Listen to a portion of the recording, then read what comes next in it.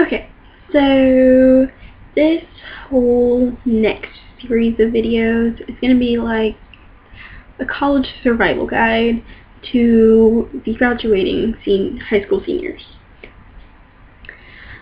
First thing I think I'm going to talk about is res life. If you don't know what res life is, it's basically living at school.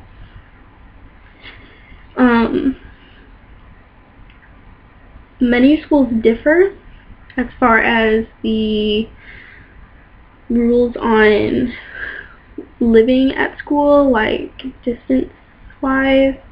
Like if you are in with this many miles, you can't live on campus, or else you have to pay extra or whatever. Whereas, like with my school, some may have to live off campus if they are like within like a certain time range. But if you have family that lives close by, you can choose to live with them instead of living on campus. But there's a catch with this that many do not know. You might think it's cheaper to live off campus, whether it's with your family or you do like the whole apartment thing,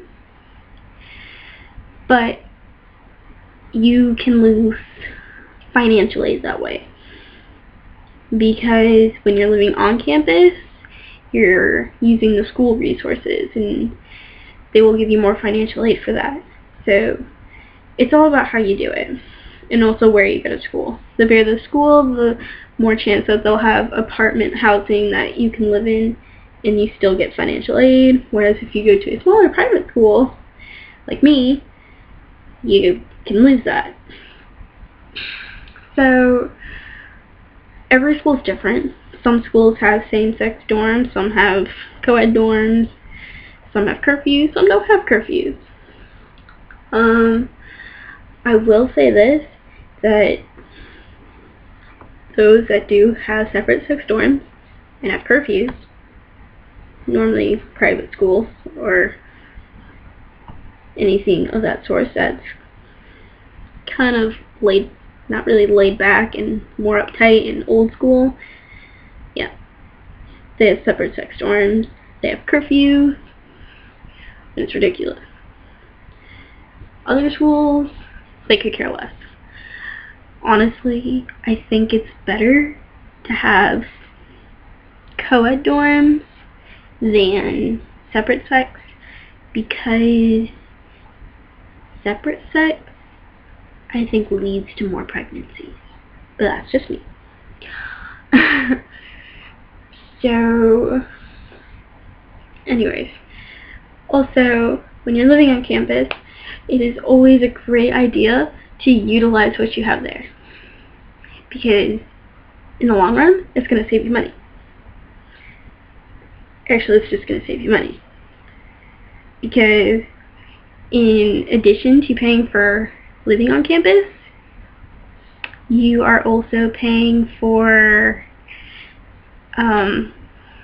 like other living expenses, like food, like, you know, food cafeteria kind of thing that all schools have. Yeah, we have those in college. Believe it or not, we do. Sometimes the food's pretty good, but as the semester goes on, it gets pretty redundant and sucks, but still, utilize it. There are always options. And, you know, you pay all this money, might as well. Don't waste your money on getting food every day out. Big no-no. Big no-no. Maybe every once in a blue moon, because that's okay. School food sucks. It gets old very fast. Anyway, definitely utilize what you have. As far as working, there are opportunities at every school to do things called work study. Work study is very useful, and it's convenient, and it's nice on your wallet or whichever, because it's at school. You work at school. Now many of you might be thinking, wait a minute, I'm working for the school? It's really not like you are working like your professors or people in particular offices are working. It's more so odd and like pointless jobs like desk worker in the dorm lobbies, those kind of things, or whatever. But it's useful. It pays minimum wage, but you know, after 2 weeks and working as many hours as you can, that money is really useful. You will want it. You will be happy about it. Because if you save it and spend it responsibly, your bank account is going to stay nice and full and happy.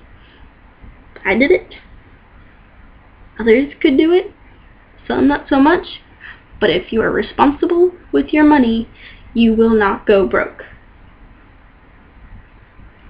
Do not be stupid and spend money all the time. Save it. You're a broke college student now. Save it.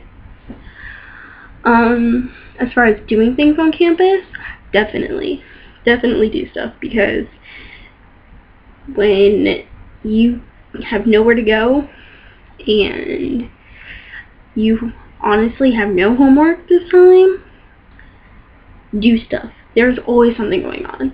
Always. I mean, go to sporting events, because they are fun. Sporting events are fun. You get out. You are with people. You mingle. Please mingle, because social life is the best. Social life is good. It's very good. It is good on the mind. It is good on the body, and the heart, and the soul, and everything to your existence. So definitely do stuff and getting involved. While some freshmen are kind of wary about what they want to get involved with at first, it's okay.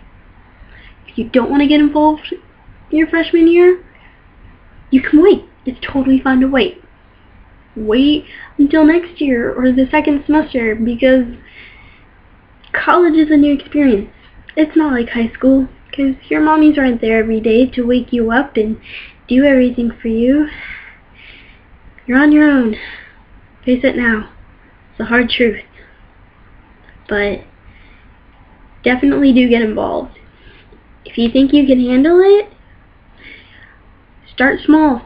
Just do one thing and see where it goes from there. It also depends on your course load. If you're crazy like I am, who decides to take a full course load, like I took 17 credit hours this semester and I'm taking 18 credit hours the next, you know, that's pretty effing crazy if you ask me. But I still was involved. I still did stuff. I had a social life and I worked at school. How did I do it? Breathing. I breathed. I did. Into the nose, and out through the mouth. Just like that. A lot. And I slept every chance I got. When I wasn't doing homework, there was nothing else to do. But I did it. I mean, sure, I didn't join any clubs because I chose to do wind ensemble instead, which turned out to be my saving grace, which is really good. It was really good. But definitely get involved, because it could be your chance to escape from all the stress. It's like your nirvana. It is the one place that everything is perfect. So yeah. Also, living on campus. Some schools let you bring your car. My school allows freshmen to have their car, no extra cost.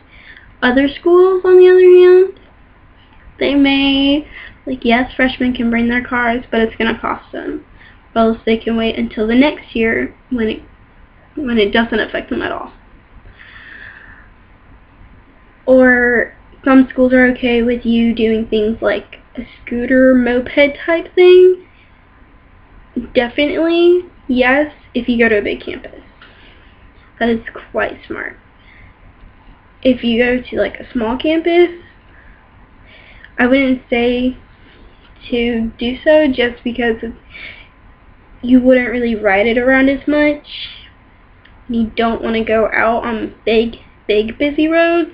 Well, you could, just think about like cost-wise and how much you're going to use it. It's all about use. Use. What are you going to use and what you're not going to use? And what's going to save you the most money? Money. It always goes back to money. Money's always an issue for college students for some reason. Don't know why. I think it has something to do with paying all that money each year. Yeah. Anyway, so definitely finding cheaper modes of transportation around campus. Like, you don't want to drive your car everywhere because that's expensive. Gas is expensive, sadly. Yes, mopeds are nice, and they aren't that expensive, and they are relatively cheap. So yes, they are probably a good thing to have. Bikes also, like bicycles, like the ones that you actually have to put work into, those are also good. Although I do not advise it if you go to a school that has lots of hills, unless you're in great shape and love riding a bike up and down hills. Just throwing that one out there. So you also want to think about your location. Location. Let's see. As far as what you take with you to school, I bet nobody knows what they want to take with them to school. Honestly, I brought way too much fucking stuff with me to school, but it's okay, because the odds of me being able to get the stuff that I wouldn't need for a couple months at school were slim to none. So when you go out of state, it's hard. So I brought everything that I would utilize. My clothes, for one. Sure, I didn't need to bring everything, but I did. Because I never know when I'm going to need it or want it. Don't bring everything. You don't have to bring your whole room, but bring things that are going to be useful. Like a bed set. Bed sets are useful. Mattress pads, those things that make the bed softer, definitely useful. The extension outlets, the ones with the power surge protector, useful, because if something happens for whatever reason, those are useful. Plus, also, you can always use more outlets. Why not? Let's see. Storage containers. Very useful.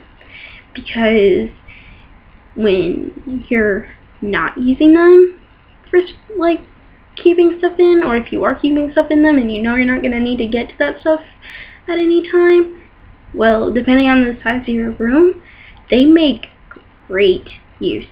Like, little end table, great use. Just throwing that one out there. Decoration-wise, like putting stuff up on the walls, definitely do it, because your walls get boring. Mine are boring. They're white cinder blocks painted white. It's pretty boring. I made my room pretty like, it's very colorful and has pictures everywhere, and I have colorful curtains that are quite nice. So definitely bring stuff to put up on the walls. And roommates. Every school is different because they also have different living styles. You have suite style or you have community living style. At some point in your college career, you are going to have a roommate, sometimes more, and you have to learn to share. So if you have like suite style, like I do, I have a roommate, and then we share a bathroom with our 2 suite mates. You have to learn to share. The bathroom whole situation does pretty well. It's all about, scheduling and communication. Communication is a good thing. Communicate. Use your words, not your sounds, as I like to say. Kind of taken to forgetting words and just being like, "Duh!" Yeah, that explains it all. So, communication. But as far as like your own roommate, if you know them, and I mean like really know them, good for you. Just be ready if you find out new crazy things. If you don't, just be ready for whatever gets thrown at you, because you never know. For instance, my roommate snores and sleeps a lot. Talk about not being able to do much in your room, because you're always trying to be quiet and respectful. But respect each other and talk to each other. 2 key important things.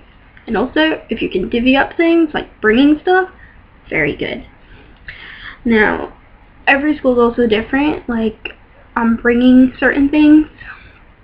Like, some schools will provide you with things like a fridge or a microwave or both, like mine does. But things like a TV or anything extra, like you have to bring that. Some schools require you to pay to use the cable, some don't.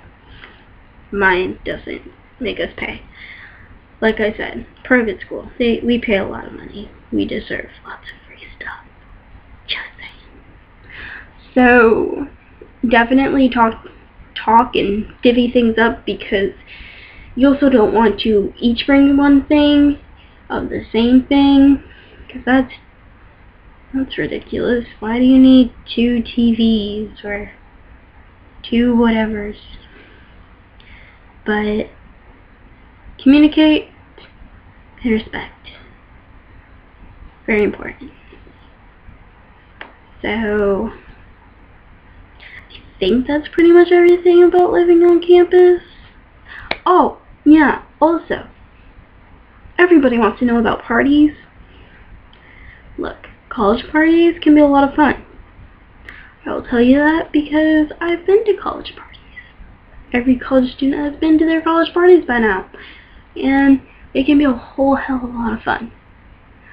You just have to know the right people, because certain schools, it's harder to have them on campus than others. Like for me, all of our parties are off campus. So, know the right people, and you are in, and you are set, and it will be fun. Just be responsible, especially if you're underage. Don't drink and drive. Have a DD. Yeah. But, like I said, parties are fun. Lots of fun. Some suck, but most are fun. Yeah. And as far as staying out of trouble, don't be stupid. Just don't be stupid. Use your common sense. I know it's college, and I know you want to have fun. That's all you can think about, is having fun and partying and drinking and doing Lord knows what. Yes, college is the time to discover who you are as a human being and try new things. Just think before you do. Okay? Think. Use that brain that I know you all have up there, because we're gonna have problems. Anyway, glad we could do this. So glad. More to come later. So, bye!